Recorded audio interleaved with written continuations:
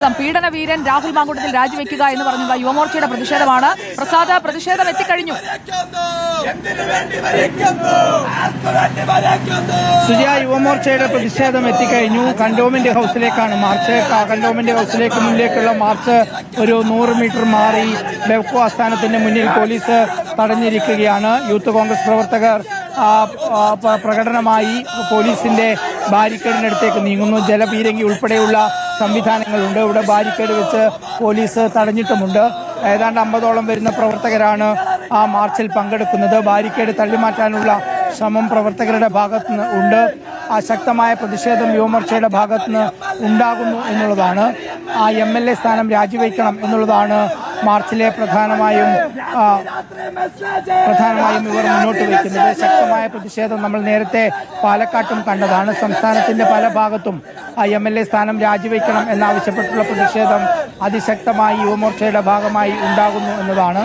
Barricade തള്ളിമാറ്റാനുള്ള ശ്രമമാണ് നടക്കുന്നത്. മറുഭാഗത്ത് കൂടി പ്രവർത്തകർ അകത്തേക്ക്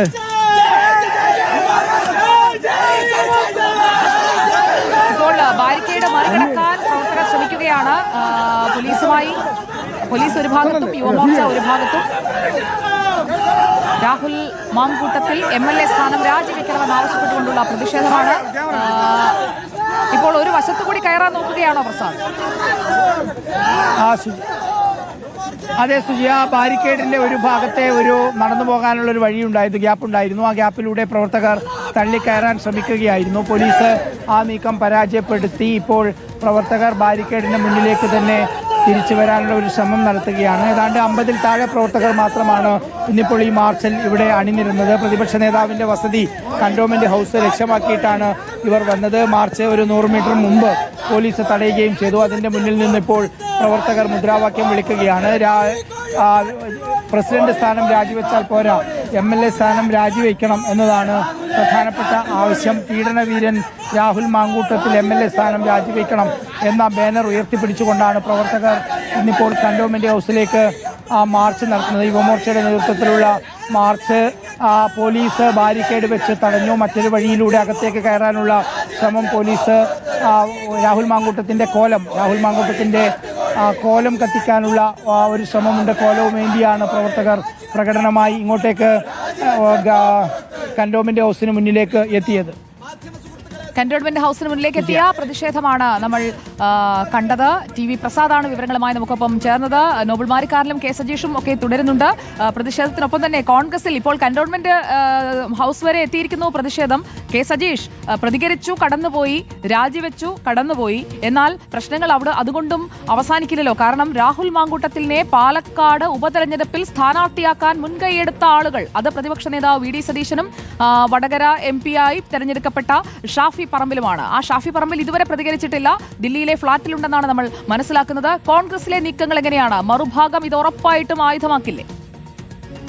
തീർച്ചയായിട്ടും സുജിയ, ഈ രാഹുൽ മാങ്കൂട്ടത്തിനെതിരെ നേരത്തെ ആരോപണം ഉയർന്ന ഉടനെ തന്നെ കോൺഗ്രസിൽ തന്നെ ഇരുവിഭാഗങ്ങളെ ചേരിതിരികയും ചെയ്തിരുന്നു. യൂത്ത് കോൺഗ്രസിൽ ഭൂരിഭാഗവും രാഹുൽ മാങ്കൂട്ടത്തിനെതിരാണ്. പക്ഷേ കോൺഗ്രസിൽ സ്ഥിതി അങ്ങനെയല്ല. ഏറ്റവും അവസാനം നിമിഷം വരെ രാഹുലിനെ സംരക്ഷിക്കാൻ വേണ്ടി നേരത്തെ VD സതീശൻ അടക്കമുള്ള ആളുകൾ ശ്രമിച്ചിരുന്നു. അദ്ദേഹത്തിന്റെ വാർത്താ സമ്മേളനം ശ്രദ്ധിച്ചാൽ നമുക്കറിയാം. അദ്ദേഹം പറഞ്ഞൊരു വാചകമുണ്ട്, വാട്സപ്പ് ചാറ്റ് അയച്ചു കഴിഞ്ഞാൽ തൂക്കിക്കൊല്ലാൻ കഴിയുമോ എന്നാണ് VD സതീശൻ പറഞ്ഞത്. അതായത് ആരോപണങ്ങൾ ഗുരുതരമായ രീതിയിൽ, ഗൗരവമായ രീതിയിൽ ആരോപണങ്ങൾ, പരാതികൾ വന്നത് ഇപ്പോൾ മാത്രമാണ് എന്നാണ് സതീശൻ പറഞ്ഞത്. പക്ഷേ നമുക്കറിയാം, നേരത്തെ തന്നെ ഇതുമായി ബന്ധപ്പെട്ട് പാർട്ടിക്കുള്ളിൽ പരാതി ഉയർന്നിരുന്നു. ദേശീയ നേതൃത്വത്തിന് പരാതി പോയിരുന്നു. മാത്രമല്ല മറ്റനേകം പരാതികൾ രാഹുലിനെതിരെ മറ്റു വിഷയങ്ങളും ഉയർന്നു വന്നിരുന്നു. ആ സമയത്തെല്ലാം തന്നെ രാഹുലിനെ സംരക്ഷിച്ച് നിർത്തിയ രണ്ട് ശക്തികൾ, ഒന്ന് VD സതീശനും മറ്റൊന്ന് ഷാഫി പറമ്പിലുമാണ്. ആ രണ്ട് ശക്തികളുടെ കൈപിടിച്ചുകൊണ്ടാണ് രാഹുൽ മാങ്കൂട്ടം ഈ ആരോപണങ്ങളെല്ലാം അതിജീവിച്ച് MLA സ്ഥാനം വരെ എത്തിയത്. സ്വാഭാവികമായിട്ടും ഈ ആരോപണം ഉയർന്ന പശ്ചാത്തലത്തിലും രാഹുൽ മാങ്കൂട്ടത്തിനെ സംരക്ഷിക്കാൻ ഈ വിഭാഗം ഒപ്പം തന്നെ ഉണ്ടായിരുന്നു. പക്ഷേ കടുത്ത സമ്മർദ്ദം മറുവിഭാഗം ഉയർത്തി. രാവിലെ മുതൽ തന്നെ യൂത്ത് കോൺഗ്രസിന്റെ ഔദ്യോഗിക വാട്സാപ്പ് ഗ്രൂപ്പിലും പൊതുമധ്യത്തിലെല്ലാം തന്നെ യൂത്ത് കോൺഗ്രസിലെ തലമുതിർന്ന നേതാക്കൾ, സംസ്ഥാന നേതൃത്വത്തിലെ എല്ലാവരും അല്ലെങ്കിൽ ഒരു വിഭാഗം ശക്തമായി രംഗത്ത് വരികയും രാജി ആവശ്യപ്പെടുകയും ചെയ്തു. ദുൽകിഫിൽ ഉൾപ്പെടെയുള്ള നേതാക്കൾ പരസ്യമായി രാജി ആവശ്യപ്പെടുകയും ചെയ്തു. ഇതിന് പിന്നാലെയാണ് നമുക്കറിയാം ദേശീയ യൂത്ത് കോൺഗ്രസ് ദേശീയ നേതൃത്വം രാവിലെ വരെ രാജി ഉൾപ്പെടെയുള്ള കാര്യങ്ങളിലേക്ക് കടന്നിരുന്നില്ല. പക്ഷേ AICC നേതൃത്വം അത്തരമൊരു നീക്കത്തിലേക്ക് കടന്നിരുന്നു.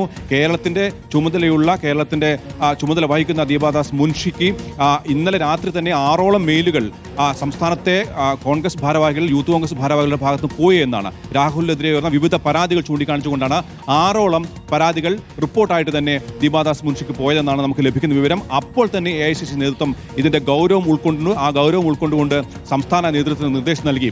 അതോടുകൂടിയാണ് സംസ്ഥാന നേതൃത്വവും ഇതിന്റെ വിഷയം ഗൗരവത്തിലെടുക്കാൻ തയ്യാറായത്. രാവിലെ നമുക്കറിയാം നേതാക്കന്മാരുടെ ശരീരഭാഷ പ്രകടമായിരുന്നു. VD സതീശൻ ആദ്യമൊന്നും പ്രതികരിക്കാൻ തയ്യാറായില്ല, സണ്ണി ജോസഫ് പ്രതികരിക്കാൻ തയ്യാറായില്ല.